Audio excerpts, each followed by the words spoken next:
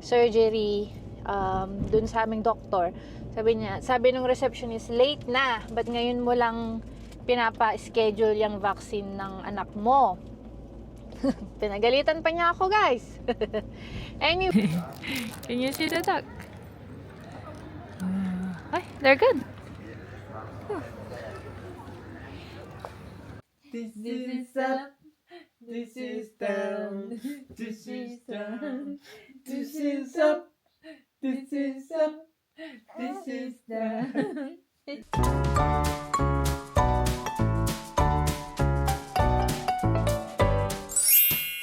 Hello everybody! Kamusta po kayong lahat? Sana ay okay kayo. So, it's 17th of April, 11:37, guys. Ha! May appointment kami ni Aliyah ngayon ng 11:45. Pero malapit lang naman. Diyan lang kami sa may kabilang barangay. Kumbaga. Ayan, guys. So, we are shooting off kasi mayroong urgent appointment si Aliyah ng vaccine. Ayun. So, buti na lang, guys, kasi nabanggit ko sa isa kong vlog na I failed to plan dahil nga sabi sa akin nung receptionist dun sa aming GP surgery dun sa aming doktor, sabi nung receptionist, late na, but ngayon mo lang pinapa-schedule yung vaccine ng anak mo. Pinagalitan pa niya ako, guys. Anyway, so yun, medyo nag-worry ako kasi nga gusto ko makuha ni Aliyah yung MMR. Yung MMR kasi, guys, dito sa UK, sa 1-year-old binibigay. 8 months pa lang si Aliyah, 'di ba? So, wala pa siyang MMR na vaccine. But anyway, so nung sinabihan ako na late na, nagtingin ako ng private doctor na doctor surgery na pwedeng mag-accommodate sa amin. Pero wala. Sabi nila, no, we can't do that. It should be your own doctor. Eh di, na ano na naman ako na, oh no, so okay, let's just accept it. Tapos biglang nagsabi ko sa asawa ko na, babe, can you ring? Ikaw naman ngayon ang tumawag, just in case, iba yung makasagot, and then, baka okay naman na pwede tayong isingit. Kasi it's, kumbaga urgent yung, case namin, which is an 8-month-old baby is traveling to the Philippines na walang MMR. Urgent yan because obviously it's for protection sa baby, kumbaga. So, tumawag yung asawa ko. Alam mo yung nakasagot, very helpful. Sabi niya, okay, I'll speak to our travel nurse. Sabi niya, and see what we can do. Oh, thank God. So, after a week pa nila kami, guys, na tinawagan, which is nung Wednesday. Tapos, nung una, parang, yung typhoid, ganon, hindi pa natin yan mabibigay. Tapos, nung sabi ko, can we have the MMR at least? Sabi ko sa nurse, because, yun nga, may friend ako sa Philippines, she's a pediatrician, which is si Tita Avon, na sabi niya, may outbreak daw sa kung saan kami magstay for a bit, which is sa Manila, sabi ko. And then, yun, nag-iba yung, ng tono ng nurse. She said, sabi niya, okay, I will book you tomorrow, which is today.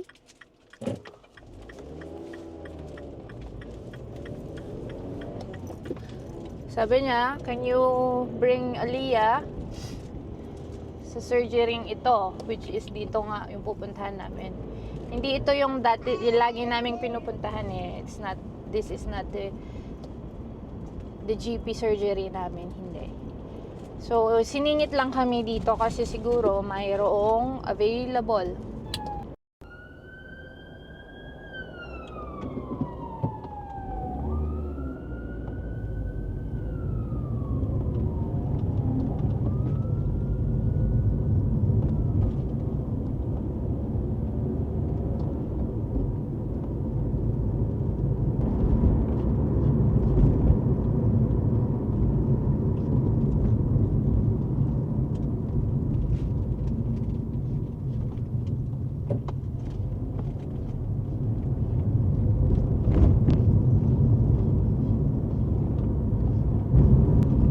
Hey!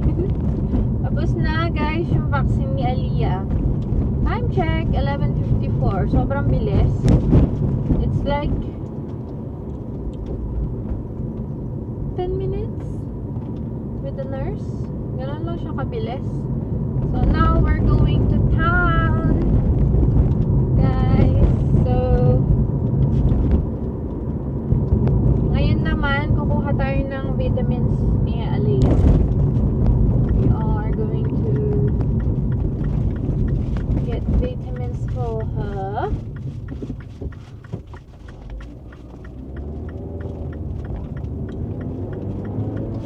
Diba guys, maraming mga dapat i-ready kung magta-travel tayo with a kid or with a baby especially kasi syempre mga baby sila, we have to prepare them for the travel. One of it is yun nga, yung vaccination, dapat updated sila. Also planning for yung wait lang, nandito ako sa BC Road guys.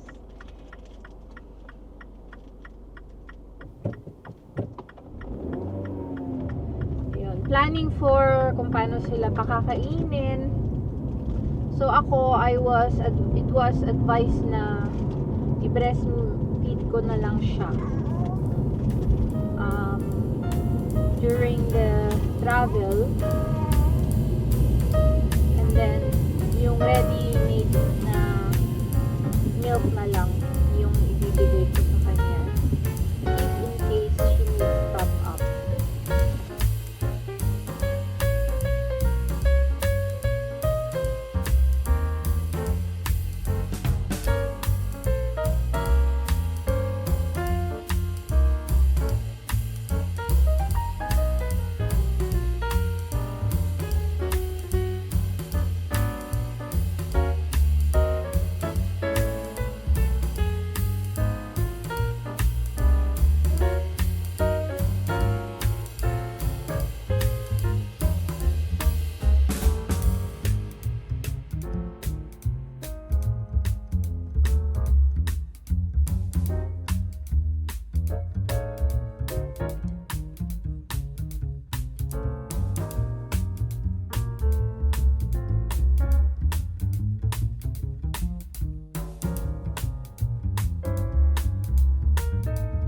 We're here in town.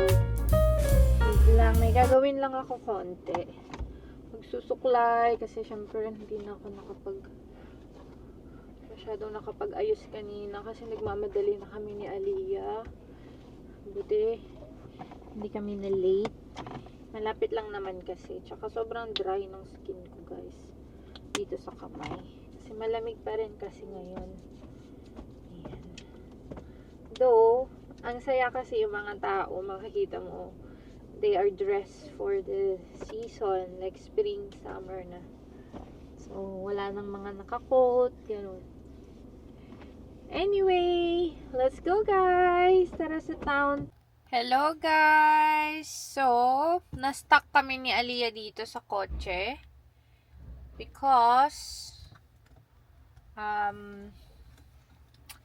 naiwan namin yung stroller ni Aliyah. Diba? Dala-dalawa yung stroller namin. Naiwan pa namin. We wait for Daddy. So, we are waiting for Daddy. Okay. So, Daddy will drop the stroller. Naiwan namin siya sa bahay. Actually, guys, yung stroller niya nandun sa kotse ni Andy. Oh, there's Daddy. There's Daddy. I can see him. Ayan na si Daddy. Okay. He's dropping. So, ayun na si Daddy. We can see Daddy na. There's Daddy. Daddy will be here.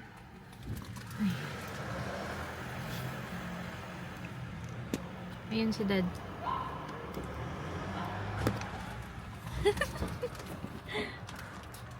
There's Daddy. and lady.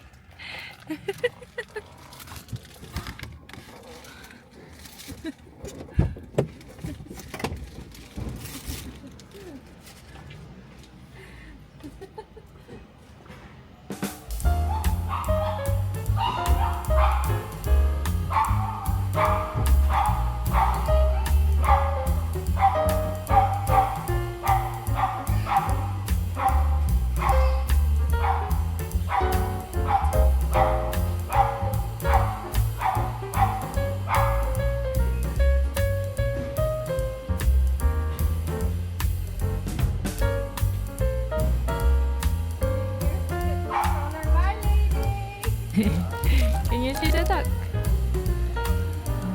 Ay, they're good.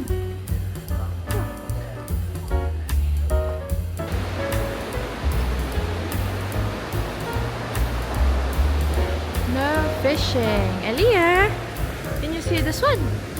Can you see this one? There. Yeah.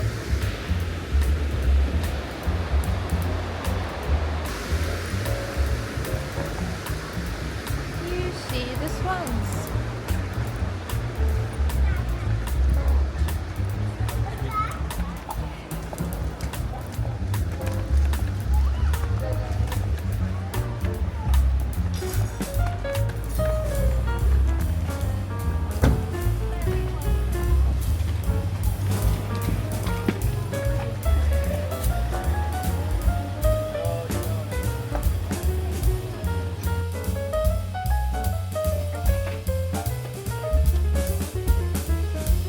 Bili ka.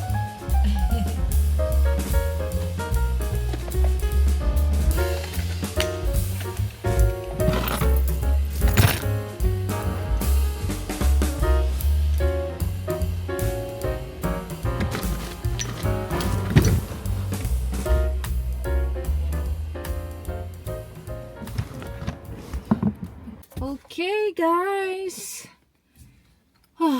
Time check. Wait lang. Kakapasok lang namin dito sa kotse ni Aliyah. Naka 2 hours na kami sa town, guys. Ayan. Let's go home to Daddy. Time check 2:20. Let's call Dad.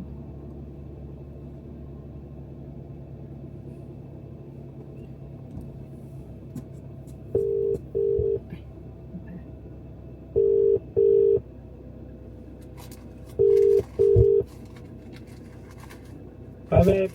Hi, babe. We're on our way home. Okay. Can you please preheat the oven? Have you had Okay. lunch? No, I thought I would wait for you to see if you buy sandwich or anything like that. Yeah, I got this Cajun sausage roll. Okay. Yeah, because Cool. okay, please reheat the oven so when we get there, it's ready. Yeah. Okay, thank you. See you soon. Bye. Bye. See you soon. Right, guys, let's go home. Tapos na tayo dito sa town, sa errands natin. So, basically, nagpunta kami sa pharmacy after nung vaccine ni baby for MMR. Pharmacy naman for her vitamins. So, nakakuha ako ng vitamins ni Aliyah.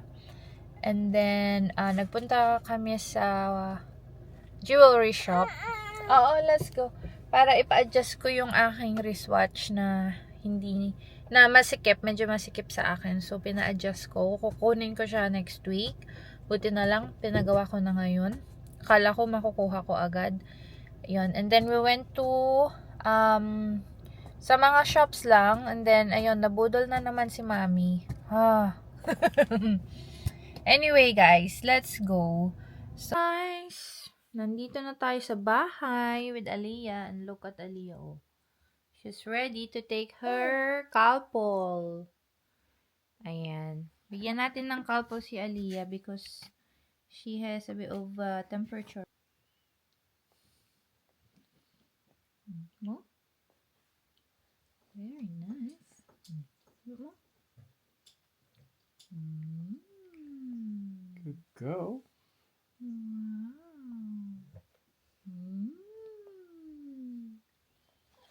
Not too fast, mommy. More?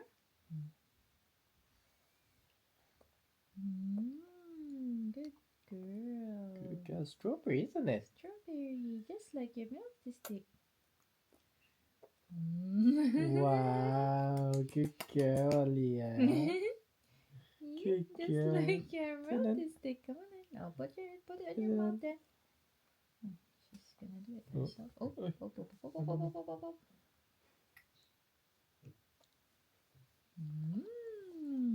Well done, Babs. Bit more? Ew. Is it? Let me do it, mom. It's fine. She's doing it. We'll wait. We'll take. Ano? Well, we are taking her time. Her face. Yahoo! Good girl. This Yeah, is but up. This is up. This is down. I have to get extra. Wow, very nice. Good girl. Do you wanna try that? It's okay. This is up. This This is up. This is down. This is down. This is up. This is up. This is down. This is down. Turning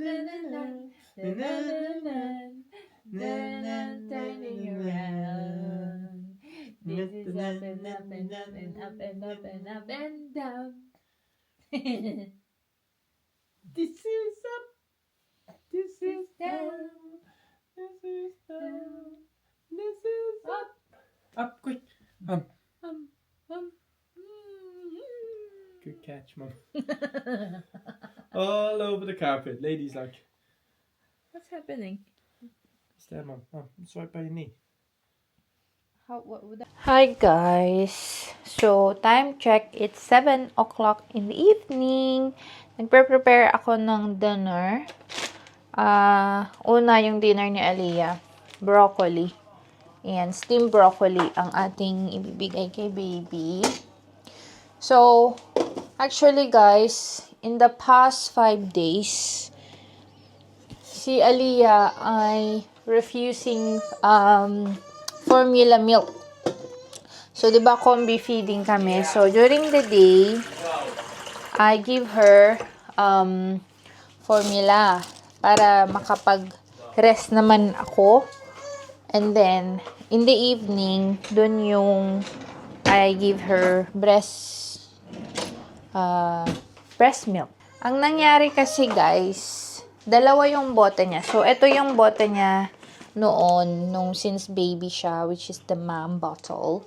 Kaso kasi, hindi ito appropriate for heating sa water. Kasi magli-leak siya dyan, no? Kasi ito, open to guys, yan. So, hindi siya suitable for water heating, diba? Since we are traveling, naisip namin na Andy that pag nasa plane kami and I need to give her milk, umiiyak siya guys.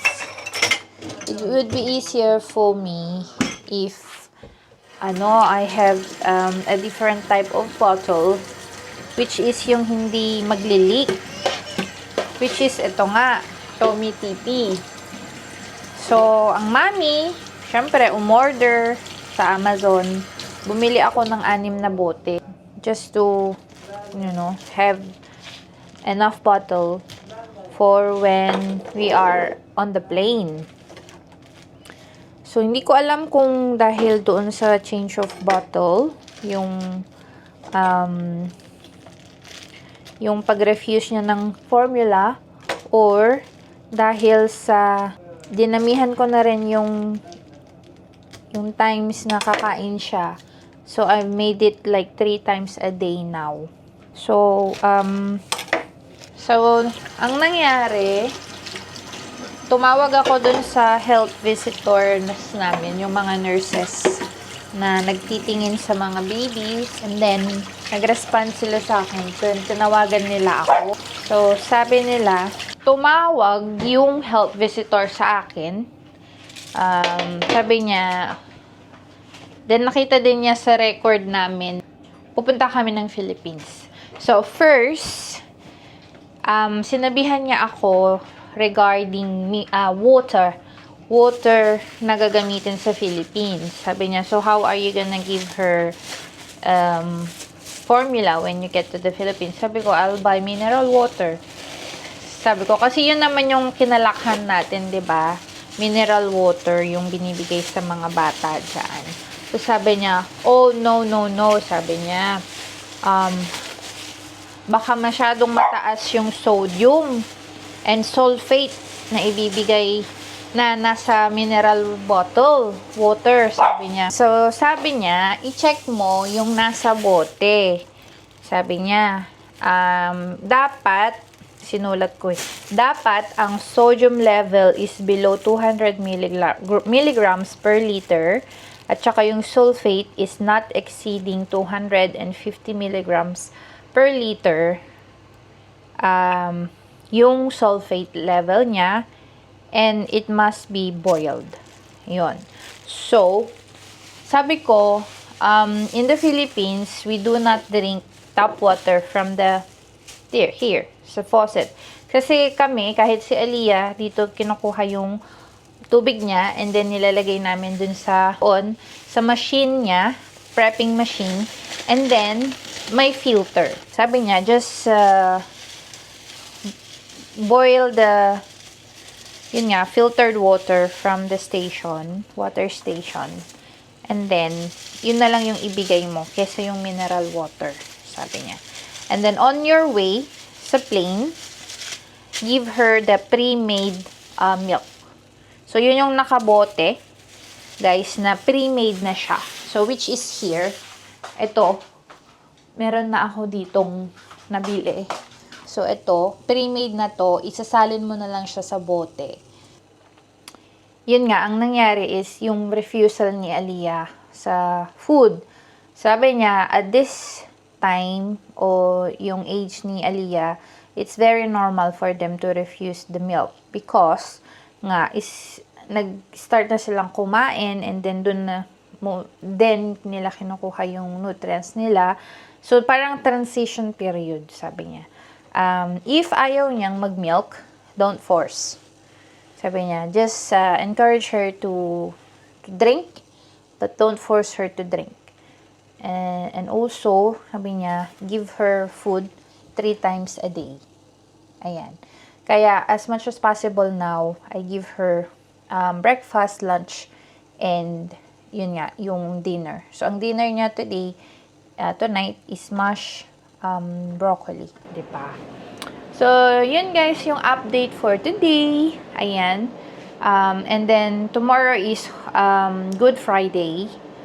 Ayan. So, sasama namin kayo. Wala kaming masyadong ganap bukas. It's just us. And then, Saturday, yun yung imimit namin yung in-laws ko. Anyway, guys, thank you sa pagsama sa amin ngayong araw ni Aliyah and ni Daddy. Si Daddy, nag-work siya today. And then, ayun. So, i-close ko na yung vlog here. And then, I'll vlog again tomorrow. Yun. Thank you sa pagsama sa amin ngayon. And samahan nyo ako sa future, sa mga dadating na vlog, sabi nila. So, thank you and see you soon. Bye!